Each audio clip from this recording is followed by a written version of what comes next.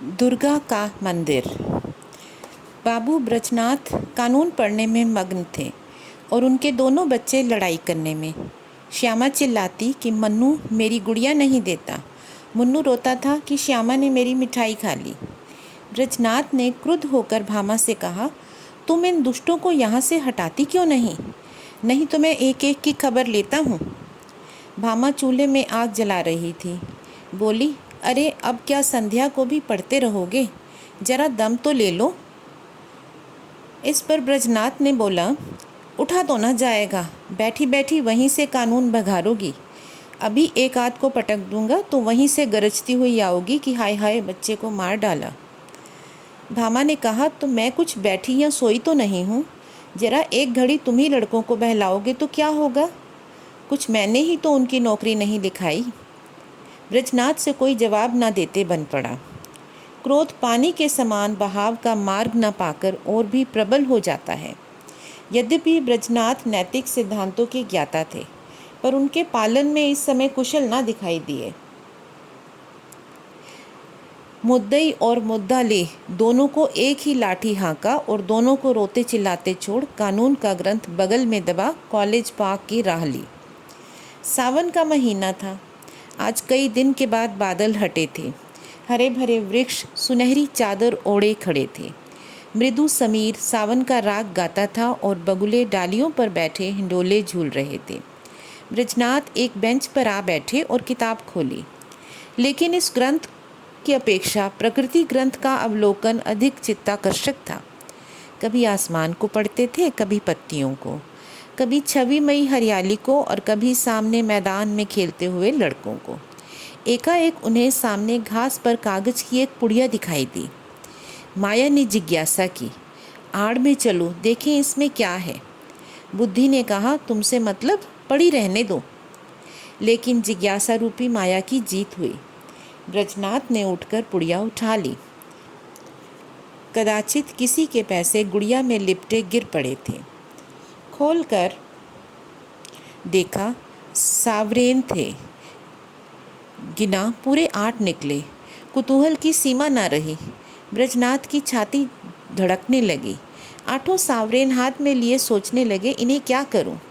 अगर यहीं रख दूं तो ना जाने किसकी नज़र पड़े, ना मालूम कौन उठा ले जाए। नहीं, यहाँ रखना उचित नहीं। चलूँ थाने में इत्तला कर दूं और ये सावरेन थानेदार को सौंप दूं। जिसके होंगे वह अपने आप ले जाएगा, या अगर उसको ना भी मिले तो मुझ पर कोई दोष न रहेगा। मैं तो अपने उत्तरदायित्व से मुक्त हो जाऊंगा। माया ने पर्दे की आड़ से मंत्र मारना शुरू कर दिया। वह थाने नहीं गए। सोचा, चलूँ भामा से एक दिल्लगी करूँ। भोजन तैयार होगा, कल इत्मीनान से थाने जाऊंगा।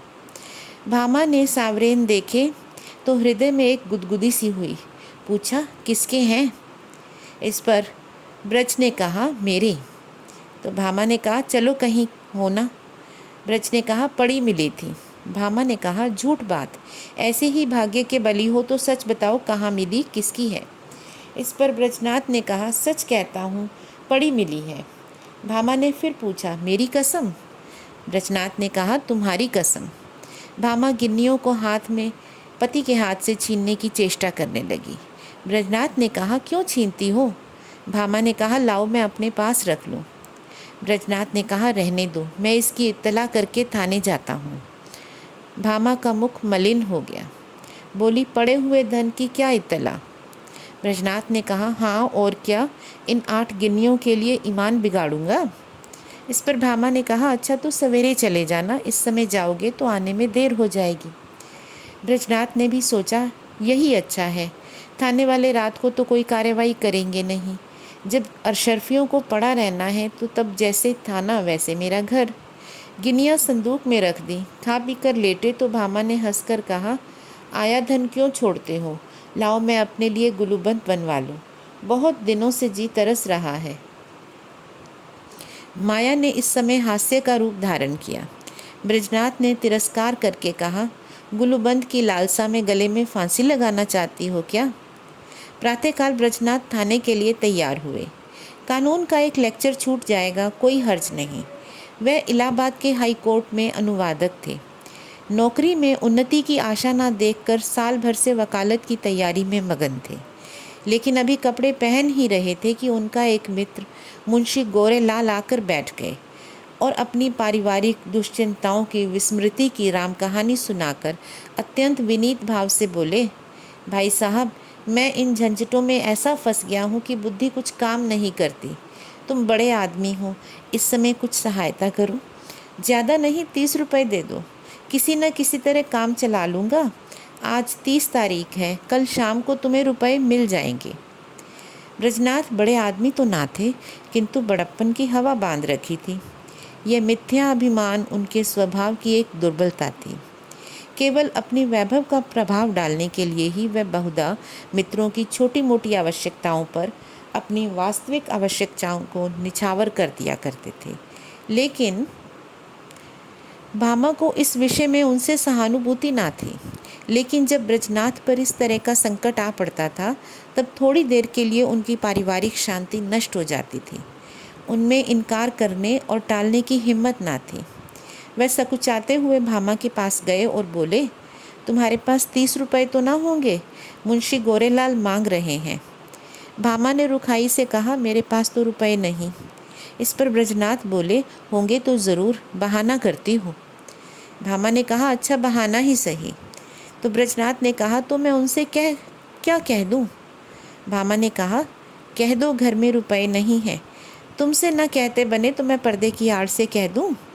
ब्रजनाथ ने कहा, कहने को तो मैं कह दूँ, लेकिन उन्हें विश्वास ना आएगा, समझेंगे बहाना कर रहे हैं। तो भामा ने कहा, समझेंगे तो समझा करें। ब्रजनाथ, मुझसे ऐसी बेमुरव्वती नहीं हो सकती। रात दिन का साथ ठहरा, कैसे इनकार करूं? तो भामा ने कहा, अच्छा तो जो मन में आवे सो करो। मैं एक बार कह चुकी, मेरे पास रुपए नहीं हैं। ब्रजनाथ मन में बहुत खिन्न हुए। उन्हें विश्वास था कि भामा के पास रुपए हैं, लेकिन मुझे लज्जित करने के लिए इनकार कर रही है। दुराग्रह ने संकल्प को दृढ़ कर दिया। संदूक से 2 गिनियाँ निकाली और गोरेलाल को देकर बोले, भाई कल शाम को कचहरी से आते ही रुपए दे जाना। ये एक आदमी की अमानत है, मैं इसी समय देने जा रहा था। यदि कल रुपए न पहुँचे तो मुझे बहुत लज्जित होना पड़ेगा, कहीं मुंह दिखाने योग्य न रहूँगा। गोरेलाल ने मन में कहा, अमानत स्त्री के सिवा और किसकी होगी, और गिनियाँ जेब में रखकर घर की राह ली। आज 1 तारीख की संध्या है। ब्रजनाथ दरवाजे पर बैठे गोरेलाल का इंतज़ार कर रहे हैं। 5 बज गए, गोरेलाल अभी तक नहीं आए। ब्रजलाल की आंखें रास्ते की तरफ लगी हुई थी। हाथ में एक पत्र था, लेकिन पढ़ने में जी नहीं लगता था। हर तीसरे मिनट रास्ते की ओर देखने लगते थे, लेकिन सोचते थे आज वेतन मिलने का दिन है, इसी कारण आने में देर हो रही है, आते ही होंगे। 6 बजे, गोरेलाल का पता नहीं। कचहरी के कर्मचारी एक एक करके चले आ रहे थे। ब्रजलाल को कई बार धोखा हुआ, वह आ रहे हैं, ज़रूर वही है, वैसी ही अचकन है, वैसी ही टोपी है, चाल भी वही है, हाँ वही है, इसी तरफ आ रहे हैं। अपने हृदय से एक बोझा सा उतरता मालूम हुआ, लेकिन निकट आने पर ज्ञात हुआ कि कोई और है। आशा की कल्पित मूर्ति दुराशा में बदल गई। ब्रजनाथ का चित्त खिन्न होने लगा। वह एक बार कुर्सी से उठे, बरामदे की चौखट पर खड़े हो सड़क पर दोनों ओर निगाह दौड़ाई, कहीं पता नहीं। 2-3 बार दूर से आते हुए इक्कों को देखकर गोरेलाल को भ्रम हुआ, आकांक्षा की प्रबलता। 7 बजे चिराग जल गए, सड़क पर अंधेरा छाने लगा। ब्रजनाथ सड़क पर उद्विग्न भाव से टहलने लगे। इरादा हुआ गोरेलाल के घर चलूं। उधर कदम बढ़ाए, लेकिन हृदय कांप रहा था, कहीं रास्ते में आते हुए ना मिल जाएं, तो समझेंगे कि थोड़े से रुपए के लिए इतने व्याकुल हो गए। थोड़ी ही दूर गए तो किसी ने आते देखा। भ्रम हुआ गोरेलाल हैं। मुड़े और सीधे बरामदे में आकर दम लिया, लेकिन फिर वही धोखा, फिर वही भ्रांति। तब सोचने लगे कि इतनी देर क्यों हो रही है, कहीं अभी तक वह कचहरी से ना आए होंगे। ऐसा कदापि नहीं हो सकता। उनके दफ्तर वाले मुद्दत हुई निकल गए। बस 2 बातें हो सकती हैं, या तो उन्होंने कल आने का निश्चय कर लिया, समझे होंगे रात को कौन जाए, या जानबूझकर बैठे होंगे, देना ना चाहते होंगे। इस समय उनको गरज थी, इस समय मुझे गर्ज है, मैं ही किसी को क्यों ना भेज दूँ। लेकिन किसे भेजूं? मुन्ना जा सकता है, सड़क पर ही मकान है। ये सोचकर कमरे में गए, लैंप जलाया और पत्र लिखने बैठे, मगर आंखें द्वार की ओर ही लगी हुई थी।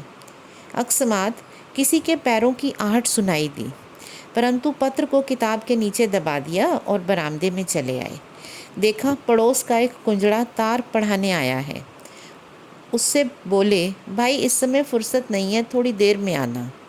उसने कहा, बाबूजी घर भर के आदमी घबराए हैं, जरा एक निगाह देख लीजिए। निदान ब्रजनाथ ने झुंझला कर उसके हाथ से तार ले लिया और सरसरी नज़र से देखकर बोले, कलकत्ते से आया है, माल नहीं पहुंचा। कुंजड़े ने डरते डरते कहा, बाबूजी इतना और देख लीजिए, किसने भेजा है। इस पर ब्रजनाथ ने तार फेंक दिया और बोले, मुझे इस समय फुर्सत नहीं है। 8 बज गए। ब्रजनाथ को निराशा होने लगी। मुन्नू इतनी रात बीते नहीं जा सकता। मन में निश्चय किया, आज ही जाना चाहिए, भला से बुरा मानेंगे, इसकी कहाँ तक चिंता करूं। स्पष्ट कह दूंगा, मेरे रुपए दे दो। भलमानसी भले मानसों से ही निभाई जा सकती है, ऐसे धूर्तों के साथ भलमनसी का व्यवहार करना मूर्खता है। अचकन पहनी, घर में जाकर माया से बोला, जरा एक काम से बाहर जाता हूँ, किवाड़े बंद कर लो। चलने को तो चले, लेकिन पग पर रुकते जाते थे। गौरेलाल का घर दूर से दिखाई दिया, लैंप जल रहा था। ठिठक गए और सोचने लगे, चलकर क्या कहूँगा। कहीं उन्होंने जाते जाते रुपए निकाल कर दे दिए और देर के लिए क्षमा मांगी तो मुझे बड़ी झेप होगी। वह मुझे क्षुद्र, ओछा, धैर्यहीन समझेंगे। नहीं, रुपयों की आचित करूं। कहूँगा, भाई घर में बड़ी देर से पेट दर्द कर रहा है, तुम्हारे पास पुराना तेज सिरका तो नहीं है? मगर नहीं, यह बहाना कुछ भद्दा सा प्रतीत होता है, साफ कलई खुल जाएगी। इस झंझट की ज़रूरत ही क्या है? वह मुझे देखकर आप ही समझ जाएंगे। इस विषय में बातचीत की कुछ नौबत ही ना आवेगी। ब्रजनाथ इसी उधेड़ बुन में आगे बढ़ते चले जा रहे थे, जैसे नदी की लहरें चाहे किसी ओर चले, धारा अपना मार्ग नहीं छोड़ती। गौरेलाल का घर आ गया, द्वार बंद था। ब्रजनाथ को उनको पुकारने का साहस न हुआ। समझे खाना खा रहे होंगे। दरवाजे के सामने से निकले और धीरे धीरे टहलते हुए 1 मील तक चले गए। 9 बजे की आवाज़ कान में आई। गोरेलाल भोजन कर चुके होंगे, यह सोचकर लौट पड़े, लेकिन द्वार पर पहुँचे तो अंधेरा था। वह आशारूपी दीपक बुझ गया था। 1 मिनट तक दुविधा में खड़े रहे। क्या करूं? अभी बहुत सवेरा है, इतनी जल्दी थोड़े ही सो गए होंगे। दबे पांव बरामदे पर चढ़े। द्वार पर कान लगाकर सुना। चारों ओर ताक रहे थे, कहीं कोई देख ना ले। कुछ बातचीत की भनक कान में पड़ी। ध्यान से सुना। स्त्री कह रही थी, रुपए तो सब उठ गए, ब्रजनाथ को कहाँ से दोगे? गौरेलाल ने उत्तर दिया, ऐसी कौन सी उतावली है, फिर दे देंगे।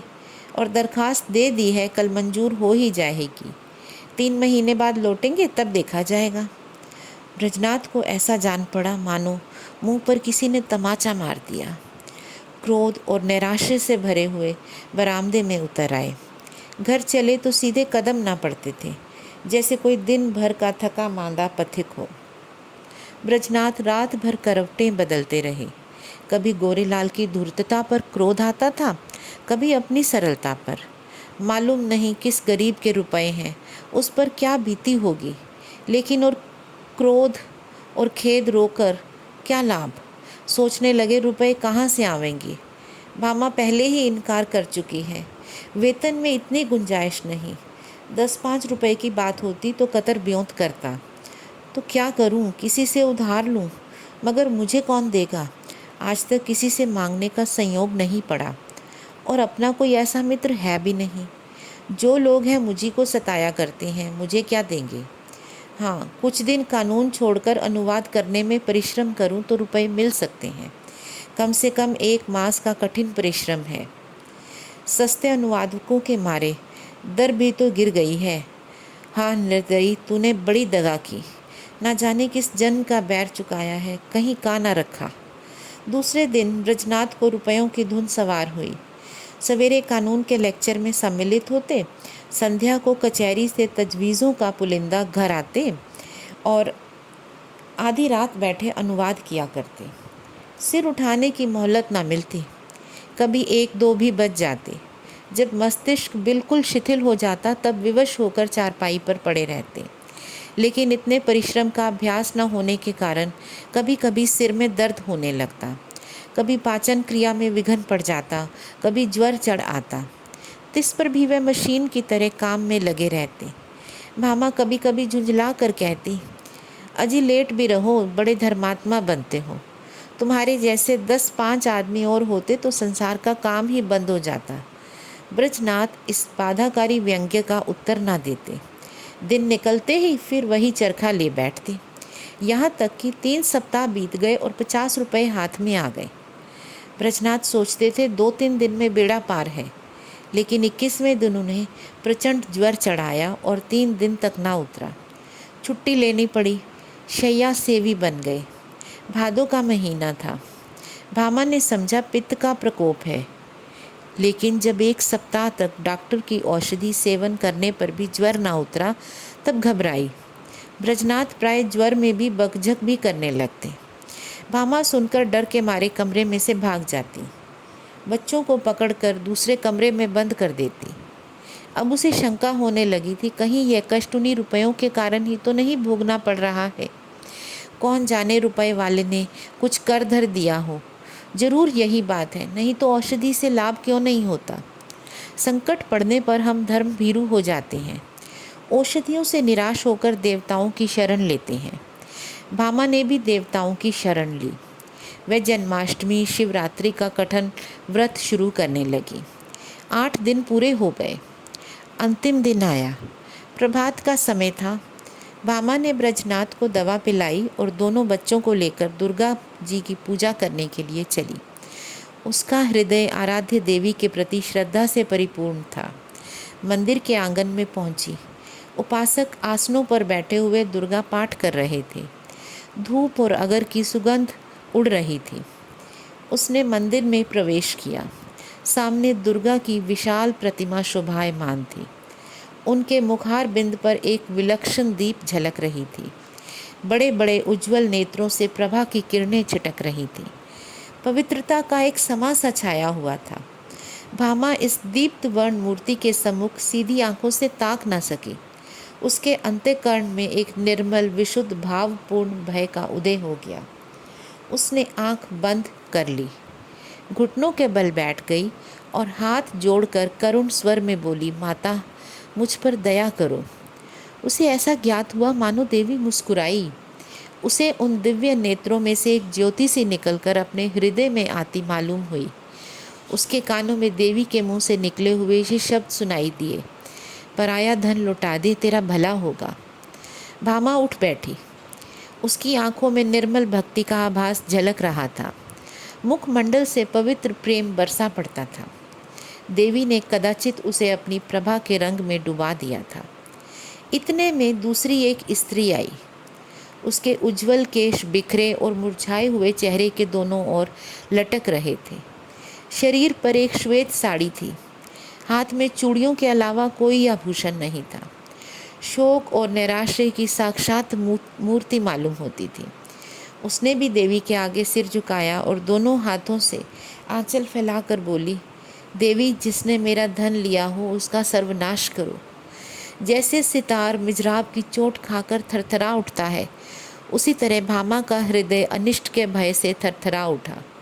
ये शब्द तीव्र शर के समान उसके कलेजे में चुभ गए।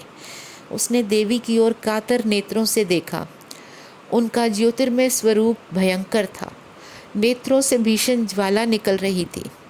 भामा के अंतःकरण में सर्वथा आकाश से, मंदिर के सामने वाले वृक्षों से, मंदिर के स्तंभों से, सितम के ऊपर जलते हुए, सिंहासन के ऊपर जलते हुए दीपक से, देवी के विकराल मुंह से ये शब्द निकलकर गूंजने लगे, पराया धन लौटा दे, नहीं तो तेरा सर्वनाश हो जाएगा। भामा खड़ी हो गई और उस वृद्धा से बोली, क्यों माता, तुम्हारा धन किसी ने ले लिया है? वृद्धा ने इस प्रकार उसकी ओर देखा मानो डूबते को तिनके का सहारा मिला। बोली, हाँ बेटी। भामा ने पूछा, कितने दिन हुए? वृद्धा ने जवाब दिया, कोई 1.5 महीना। भामा ने पूछा, कितने रुपए थे? वृद्धा बोली, पूरे 120 रुपये। भामा पूछ रही थी, कैसे खोए? वृद्धा बोली, क्या जाने कहीं गिर गए। मेरे स्वामी पलटन में नौकर थे। आज कई बरस हुए मैं परलोक सिधारे। अब मुझे सरकार से 8 रुपये साल पेंशन मिलती है। अब की 2 साल की पेंशन एक साथ मिली थी। खजाने से रुपए लेकर आ रही थी, मालूम नहीं कब कहाँ गिर पड़े। 8 गिनियाँ थीं। भामा ने कहा, अगर वे तुम्हें मिल जाएं तो क्या दोगी? वृद्धा ने कहा, अधिक नहीं, उसमें से 50 रुपये दे दूंगी। भामा बोली, रुपए क्या होंगे, कोई अच्छी चीज़ दो।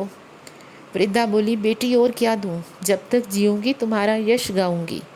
भामा ने कहा, नहीं, इसकी मुझे आवश्यकता नहीं। तो वृद्धा ने कहा, बेटी इसके सिवा मेरे पास क्या है? भामा ने कहा, मुझे आशीर्वाद दो। मेरे पति बीमार हैं, वह अच्छे हो जाएं। इस पर वृद्धा ने कहा, क्या उन्हीं को मिले हैं? भामा ने कहा, हाँ, वे उसी दिन से तुम्हें खोज रहे हैं। वृद्धा घुटनों के बल बैठ गई और आंचल फैलाकर कंपित स्वर में बोली, देवी, इनका कल्याण करो। भामा ने फिर देवी की ओर सशंक दृष्टि से देखा।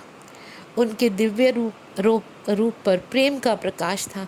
आंखों में दया की आनंददायिनी झलक थी।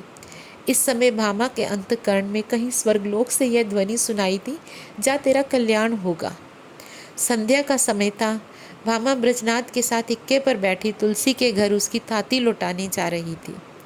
ब्रजनाथ ने बड़े परिश्रम से कमाई जो डॉक्टर की भेंट हो चुकी थी, लेकिन भामा ने एक पड़ोसी के हाथ अपने कानों के झुमके बेचकर रुपए जुटाए हैं। जिस समय वह झुमके बन कर आए थे, भामा बहुत प्रसन्न हुई थी। आज उन्हें बेचकर वह उससे भी प्रसन्न थी। जब ब्रजनाथ ने 8 गिनियाँ उसे दिखाई दी, उसके हृदय में एक गुदगुदी सी हुई थी, लेकिन यह हर्ष मुख पर आने का साहस न कर सका था। आज उन गिन्नियों को हाथ से जाते समय उसका हार्दिक आनंद आंखों में चमक रहा था, ओंठों पर नाच रहा था, कपोलों का रंग रहा था और अंगों पर किलोल कर रहा था। वह इंद्रियों का आनंद था, यह आत्मा का आनंद था। यह आनंद लज्जा के भीतर छिपा हुआ था, यह आनंद गर्व से बाहर निकला पड़ता था। तुलसी का आशीर्वाद सफल हुआ। आज पूरे 3 सप्ताह के बाद ब्रजनाथ तकिए के सहारे बैठे थे। वह बार बार भामा को प्रेम पुत्र पूर्ण नेत्रों से देखते थे। वह आज उन्हें देवी मालूम होती थी। अब तक उन्होंने उसके बाह्य सौंदर्य की शोभा देखी थी, पर आज वह उसका आत्मिक सौंदर्य देख रहे हैं। तुलसी का घर एक गली में था। इक्का सड़क पर आकर ठहर गया। ब्रजनाथ इक्के पर से उतरे और अपनी छड़ी टेकते हुए भामा के हाथों के सहारे तुलसी के घर पहुँचे। तुलसी ने रुपए लिए और दोनों हाथ फैलाकर आशीर्वाद दिया, दुर्गा जी तुम्हारा कल्याण करें। तुलसी का वर्णहीन मुख वैसे ही खिल गया जैसे वर्षा के बाद वृक्षों की पत्तियां खिल जाती हैं।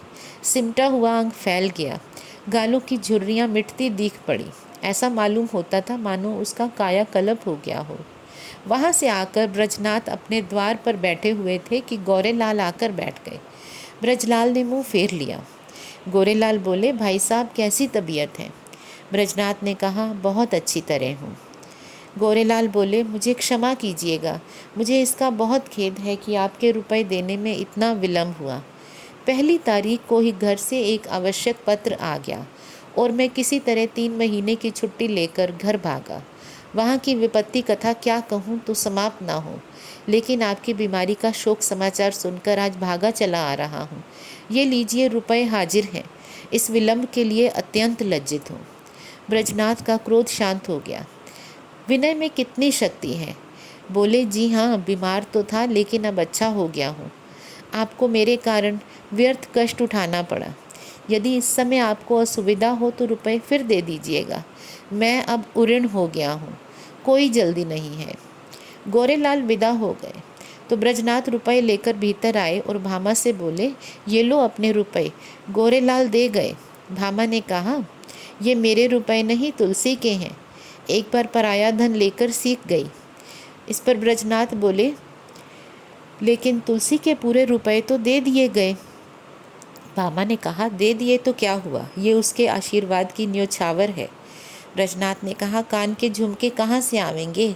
इस पर भामा ने कहा, झुमके ना रहेंगे ना सही, कान तो सदा के लिए हो गए। और इस तरह से मुंशी प्रेमचंद ने अपनी कहानी के द्वारा हमें ये बताया है कि किसी भी पराये धन को मारना अच्छी बात नहीं है। कोई और ना देख रहा हो, भगवान ज़रूर देखता है। किसी भी गरीब का, किसी पराये का धन कभी भी अपने पास नहीं रखना चाहिए। तो फ्रेंड्स, यही वो कहानियाँ हैं जो बचपन में हम लोग पढ़कर सुनकर बड़े हुए हैं, और इन्हीं से हमें ये शिक्षा मिलती है कि हमें अच्छे काम करने चाहिए, हमें पुण्य नहीं लेना चाहिए।